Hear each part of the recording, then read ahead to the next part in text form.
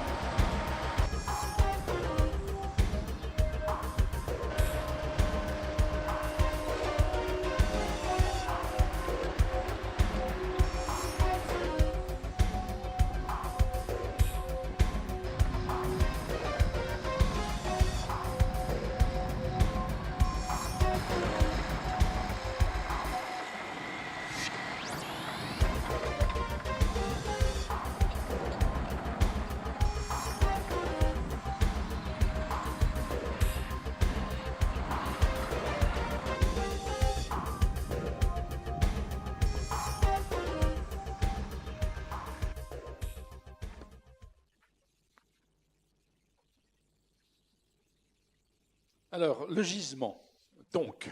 Alors, le gisement, revenons, petit historique.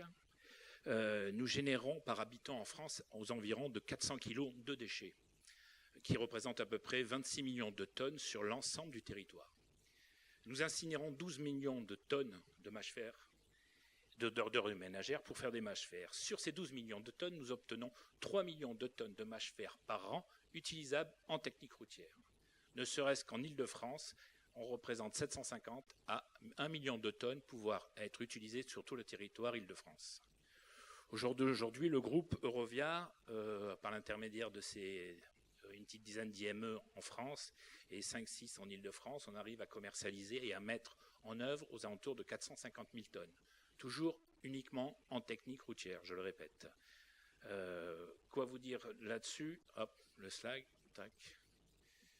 Voilà, nous avons une IME à Saint-Olomone qui est localisée dans le 95 et qui livre pas mal dans le 77 pour le groupe, pour Eurovia et Jean Lefebvre. C'est une installation qui traite à peu près 150 à 180 000 tonnes par an d'ordures ménagères réparties de 4 incinérateurs de mâche-fer. Oui, d'ordures ménagères, excusez-moi, de mâche-fer par l'intermédiaire de 4 incinérateurs différents. La plateforme fait quelle... La plateforme fait 3,5 hectares. Et vas-y. Et c'est une petite installation de concassage où là on a un petit peu la partie technique. Nous recevons aujourd'hui 150 000 tonnes, je le répète, sur les 4 incinérateurs. Un incinérateur où c'est par voie d'eau, le reste par voie routière. Le matériau est stocké pour la réglementation à peu près une durée de 90 à 120 jours sur le site de maturation et d'élaboration. Nous concassons un produit, on va appeler 0,250 sur une installation, où nous avons une boucle de recyclage où on enlève ce qu'on appelle les monstres, les supérieurs à 300 ml, les imbrûlés légers, par du tri manuel et de la soufflerie. Par cet intermédiaire-là, nous obtenons une chambre de stockage pour l'intermédiaire d'un 0,315. Et là, du déchet qu'on appelle mâche-fer, on commence à créer un granulat artificiel issu du recyclage. Et non pas un déchet dit non dangereux, mais bien un granulat de recyclage. Là-dessus, on passe sur 3 Lewell que vous voyez en parallèle sur l'image. 3 Lewell qui sont des cribles de fraction 10-14 qui marchent par translation horizontale. Et par l'intermédiaire de ce matériau, on sépare un 0,6 d'un 6,31,5. La fraction 6,31,5 part sur les mâts du Limay et entame la chute sur une machine à courant de Foucault où on enlève tout ce qui est partie non ferreux. Métaux d'un côté, non ferreux, neutre. L'intermédiaire du 10-14 et du 10-30 est récupéré par la fraction 0,6 où on obtient un score grave appelé 0,31,5, score grave granulat d'issue de mâche-fer, qui est stocké pendant, je le disais tout à l'heure, entre 90 et 120 jours, pour permettre d'élaborer et de laisser maturer le produit pour pouvoir l'utiliser en technique routière après différents tests de l'exhibition. Il est stabilisé. Quels sont les domaines d'utilisation du score grave? Alors, domaine d'emploi essentiellement remblai, plateforme, couche de fondation. Plateforme exceptionnelle, on peut le traiter aussi au liant hydraulique. On peut le traiter en place par l'intermédiaire des outils industriels du groupe ou de la concurrence, parce que ça nous arrive de travailler avec la concurrence. Mais on peut le traiter en centrale pour faire des matériaux traités à 6, 7, 8%, ce qu'on appelle score sim. La mise en œuvre se fait avec quel type de matériel? La mise en œuvre se fait avec, comme on voit à l'écran, niveleuse, dumper, tous les matériaux que vous voulez utiliser. Ça reste un granulat. Classique. Donc on a devenu granulat comme un béton concassé, une graine naturelle, etc. Alors, vous allez évoquer les avantages de ce matériau. Les avantages, essentiellement, c'est qu'on n'a plus besoin de faire de trous dans notre belle région en enfouissement pour... Ça va bien comme ça? Ah ben non, c'est joli. On n'a plus besoin de polluer un petit peu nos sols, et le but, c'est de réutiliser nos déchets, de le réutiliser en technique routière, de le réutiliser dans le paysage local au niveau de nos infrastructures routières. Éric Thomas, l'expérience dans cette utilisation du conseil départemental... Non, ça doit être bon. Oui, je pense que c'est bon. Ah ben c'est oui. toujours très bon. Oui. Alors, donc, en fait, l'expérience au département 7-7, elle est ancienne, puisque on remonte en 97 avec le chantier de la 471, déviation de Coubert, où on a testé pour la première fois en fait ce matériau. Il y avait plusieurs en fait tests sur cette voirie départementale, et ça remonte donc, vous voyez, à 97. Ensuite, vous le voyez, donc en 2007, l'échangeur de Mitry-Mory.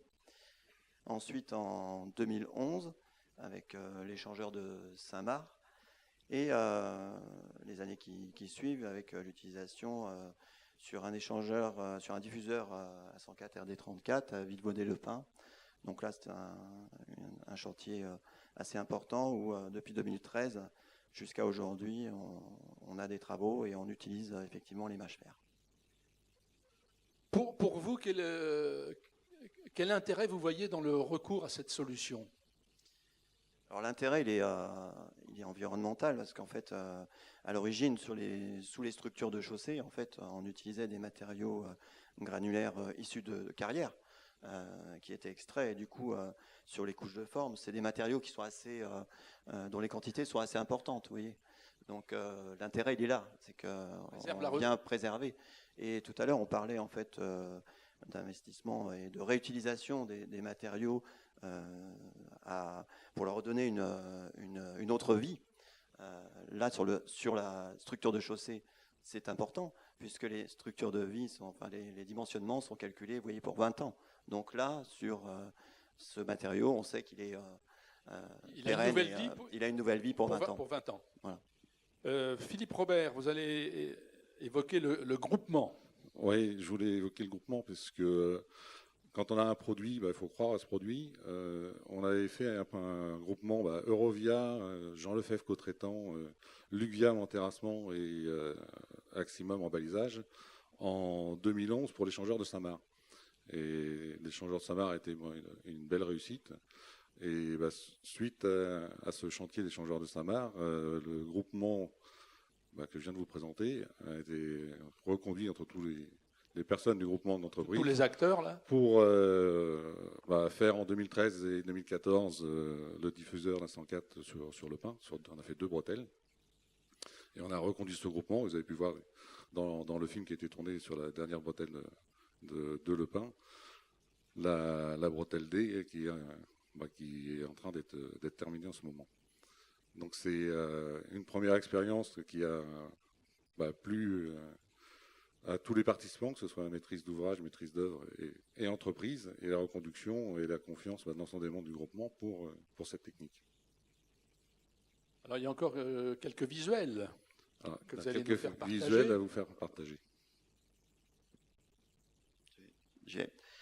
Oui, en fait, c'est les chantiers dont je vous parlais tout à l'heure. Donc là, vous avez l'échangeur de Saint-Marc. Pour vous donner une idée, en fait, ce que représente en fait en termes de tonnes, vous voyez, c'est 25 000 tonnes utilisées de score grave. C'est des quantités qui sont peut-être qu'à l'échelle de la production totale des mâches fer, ça ne représente pas grand-chose, mais c'est quand même un tonnage très significatif. Et c'est pour ça que sur les chantiers routiers, il est intéressant de les utiliser. Donc là, c'était Saint-Marc. On va voir les autres opérations. Et le diffuseur du Pin, donc ça, c'était sa configuration initiale. C'est un diffuseur qui a été complété. Donc vous voyez une projection avec 3 autres bretelles. Donc, et l'amélioration, en fait, l'agrandissement d'un giratoire. Donc là, il comportait en fait 4 bretelles à réaliser. Et pour un tonnage total de 10 000 tonnes de score grave. Donc la dernière bretelle est le chantier qui est en cours. Donc c'est la bretelle D. Aujourd'hui, c'est ce que je disais, les dimensionnements, on parlait de technique, et la technique était importante en fait. Donc il y a une technique qui est utilisée et on a des trafics qui sont importants, donc il faut être très vigilant sur les dimensionnements. Mais aujourd'hui, on sait le faire. Les matériaux tels que le score grave permettent de faire des couches de forme. Donc là, on a utilisé en couche de forme. Permettent de faire une couche de forme qui fait 50 cm d'épaisseur. Et on a vite fait de gagner forcément pas mal de tonnes sur ces quantités-là sur la plateforme routière. Le premier chantier, c'était en 97 pour vous. Oui. Ça fait 20 ans. Oui, tout à fait. Et alors, comment... Je pense que la section expérimentale est toujours en place. Elle n'a pas bougé. Ensuite, il y a des questions d'entretien qui viennent. Oui. Mais ça va être surtout l'entretien des tapis sur les surfaces, les couches de roulement. Ensuite, lui, le matériau est bien en place et ne bouge pas. Il est bien stabilisé. Donc là, c'est vrai que on parlait de contraintes également tout à l'heure. Il y a des contraintes de mise en œuvre. Alors on parlait de l'eau, l'ennemi de certains matériaux, notamment des terres chaulées. L'eau également est une contrainte pour la mise en œuvre de ces matériaux. Mais on y arrive. Il ne pleut pas toujours en Seine-et-Marne, donc on arrive quand même à les mettre en place. Et il n'y a pas trop c'est une contrainte, il faut être vigilant. Le suivi de chantier est très important là-dessus. Il faut avoir une rigueur assez importante, mais on y arrive et il n'y a pas de souci. Oui, il faut un suivi de chantier et puis un contrôle laboratoire. Oui, c'est ça, oui, très important. Oui. Et puis les derniers exemples, c'est les... Pour montrer qu'on l'utilise, voilà. Et qu'il faut promouvoir l'utilisation de ces produits-là. Absolument. Vous faites de la pédagogie, voilà. On a tout dit ? Ils ont tout dit, on les remercie.